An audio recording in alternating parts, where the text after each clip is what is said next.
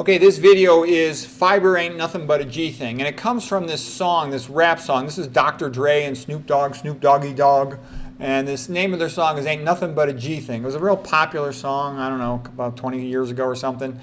And anyways, it comes out of the realization that fiber is not just important for the gut. Everybody knows fiber helps prevent you from being constipated, lowers your risk of colon cancer, lowers your total cholesterol a little bit. Isn't that wonderful? But it also prevents all of abdominal pressure syndrome, the whole Dennis Burkitt discovered disease. I have a whole other lecture on that, abdominal pressure syndrome and the Western abdomen. But the reason I'm talking about it here is G-thing can mean gangster thing in the rap song, but it also means gastrointestinal tract. Okay, so the point is butyrate is important for a lot more than the gastrointestinal tract. We're going to go into that right now.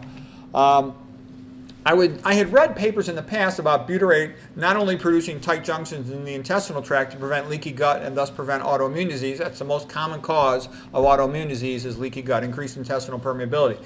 But it also goes to the brain and helps maintain the blood-brain barrier. It helps the endothelial cells produce tight junctions so you don't get leaky blood-brain barrier, which also helps prevent dementia. So fiber doesn't just prevent you from being constipated, prevent all these abdominal diseases, it also helps prevent dementia. And it turns out I'm reading about the kidney barrier right now, the glomerulus. It also protects the glomerulus and helps prevent problems with abnormal leakage in the glomerular barrier and proteinuria, albuminuria, okay? So anyways, it protects the brain. It protects the gut, protects the brain, protects the kidney, and I'm like, well, gee, why wouldn't it also protect the eyeballs? The eyeballs are considered part of the brain, the retina. So the retina blood barrier, turns out butyrate protects the retina barrier.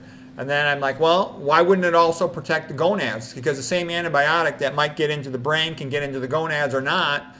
So yeah, it helps protect the blood-testes barrier. And I will bet you it also protects the blood-ovary barrier. I just haven't gotten to those papers yet. Okay, and then I come across a paper too. It protects the lungs and helps prevent asthma and some other problems. So the way it works is, I'll show you the next picture that'll make it simpler. What happens is you eat the fiber, and then here, I'll get myself out of the way now. When you eat the dietary fiber, or actually I'm covering up, you don't need to know this. This is the diseases. We'll get to that later. Okay, the dietary fiber is taken by the smiley face bacteria. Those are the good bacteria, and they are symbiotic with us, and they will convert it into short chain fatty acids. You're going to see this abbreviation all the time, SCFA, short chain fatty acids. 2-carbon acetate, 3-carbon propionate, they just go to the liver through the portal vein. They're used to make fats. Okay, what you need to know is butyrate. Butyrate is 4-carbon fatty acid, 4-carbon carboxylic acid. It's just like butanoic acid. Okay, you just need to know it's 4-carbon fatty acids taken up by the gut lining cells. They're also called enterocytes because it's the enteric tract is the gut, and they're used to make tight junctions. The tight junctions hold those cells together so nothing can get past them, and that's exactly what you want. You don't want leaky gut, because leaky gut means that you have a breakdown in your tight junctions. And when you have a breakdown in your tight junctions, like what's happening over here, then bacteria themselves, these purple people eaters here, can get through. Bacterial endotoxins like LPS, lipopolysaccharide, from the gram-negative bacteria. There's also a bacterial endotoxin from gram-positive bacteria. That would be lipoteichoic acid, LTA. That can get through, and they can then cause a lot of inflammation in the body. They're prothrombotic. They cause blood clotting. They also, when you got leaky gut, you'll have leaky blood-brain barrier. They can get into the brain parenchyma, and they can irritate it and cause brain fog, cognitive slowing. The brain guards are the microglia, like the security guards of the brain, and they will release toxic chemicals to sterilize the area because they will sense that endotoxin, bacterial endotoxin in the brain parenchyma as being, meningitis. So they want to sterilize that area, and that'll cause collateral damage of the neurons in the vicinity, transient dysfunction, potentially complete destruction, and kill those neurons. Not good, okay? So you don't want that. But what am I also saying here? What I'm saying is if you don't need fiber, you're going to be stupid, because if you don't need fiber, you're not going to be able to prevent leaky blood-brain barrier. You're not going to be able to prevent leaky gut.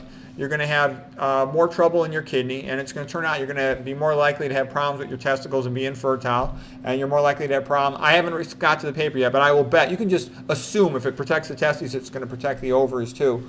And it also helps protect your eyes long term, because it's the same risk factors for all this stuff. Age-related macular degeneration, cataracts, glaucoma, diabetic retinopathy, hypertensive retinopathy.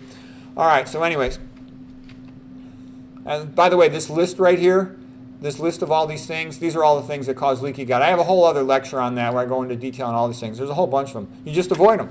Okay, when you avoid all these things that cause leaky gut, you also lower your risk of dementia. It's a good deal. You lower your risk of dementia, of autoimmune disease. It's all in your favor. So here, just to show you a couple of these papers relating to butyrate and how it protects the blood-brain barrier. So blood-brain barrier protection by microbiota, that means gut bacteria-derived short-chain fatty acids, okay? It mentions all of them, but it's really butyrate, okay? They're critically important for preservation of blood-brain barrier integrity. They decrease paracellular permeability. That means the gaps between cells. They maintain these tight junctions, okay? So they're protecting your blood-brain barrier, okay? There's lots of papers showing that.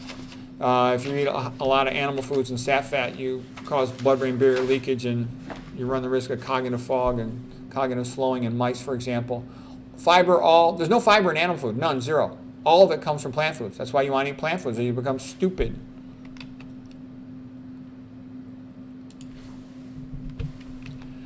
Okay, here's another paper about short-chain fatty acids ameliorate depressive-like behaviors of high fructose-fed mice by rescuing hippocampal neurogenesis decline and blood-brain barrier damage. So they help protect your neurons.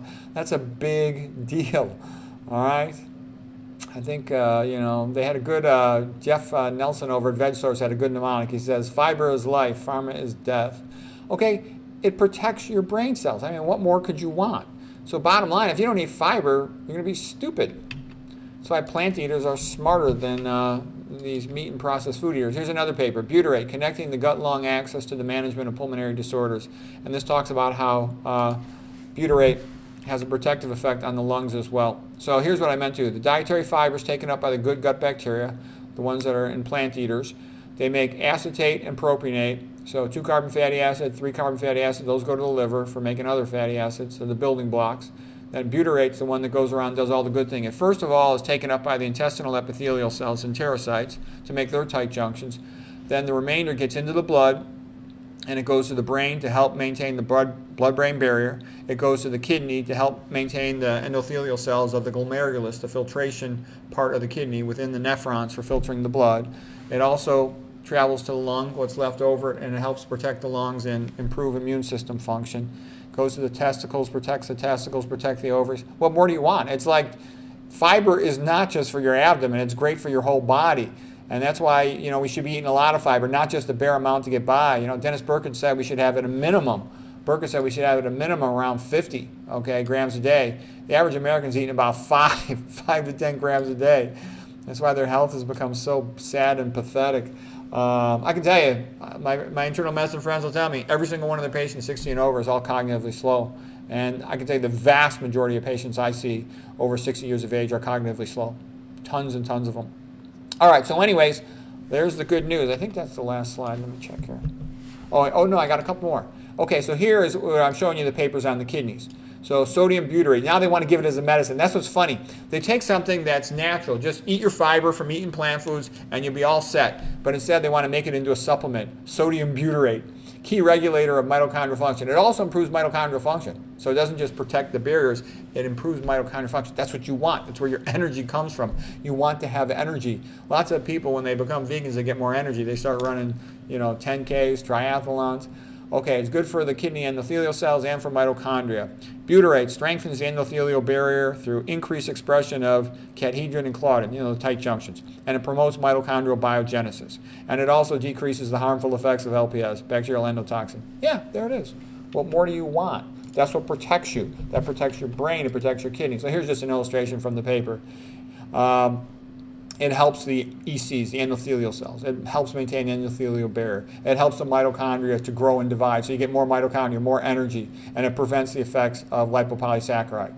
Okay, so like Hippocrates said, all disease begins in the gut, and it wasn't too far off. You want to protect your gut, your brain, your kidneys, your eyeballs, your gonads. Fiber's where it's at. So it's really worth eating it out. There's other things that can cause leakage of blood-brain barrier, but we're not going to get into that right now. I had a separate lecture on that.